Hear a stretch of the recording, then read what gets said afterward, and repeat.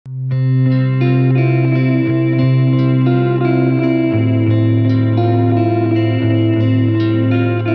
турган жер Каракол жаратылыш паркынын карамагына кирген Алакөл көлү. Бул жерге дүйнөнүн 4 бурчунан келген туристтер жаратылышына суктанып, өздөрүнүн черин жазып кетишет. Бүгүн биз өзгөчө кырдаалдар бөлүмүнүн кызматкерлери жана жарандык коргонуу комиссиясынын мүчөлөрү менен ушул көлдүн абалы менен таанышып келдик.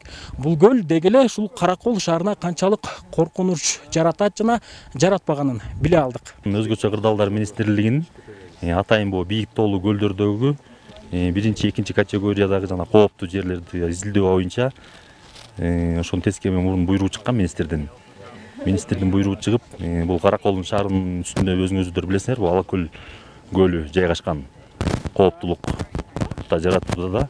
Аны өзүңүздөр белгилүү болгондой быйыл кар калыңыраак жаады, жайында жаан чачын көп болду.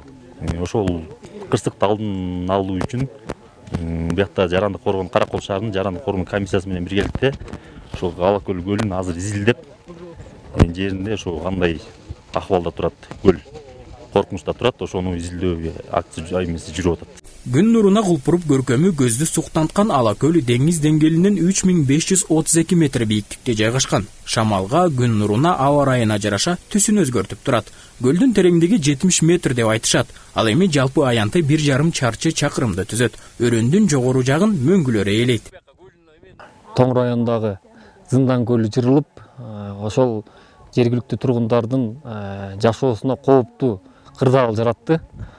Ошону эске салуу менен жана ошол Каракол шаарынын тургундарынын кайрылуусунун негизинде ошол Алакөлдү жеринен карап келүү максатында жарандык коргонуу комиссияларынын мүчөлөрү болуп ушул биринчи вице-мэр Айсарахунов Эрлан Саңгадыровдун жетекчилиги астында ушул Алакөлгө келип отурабыз.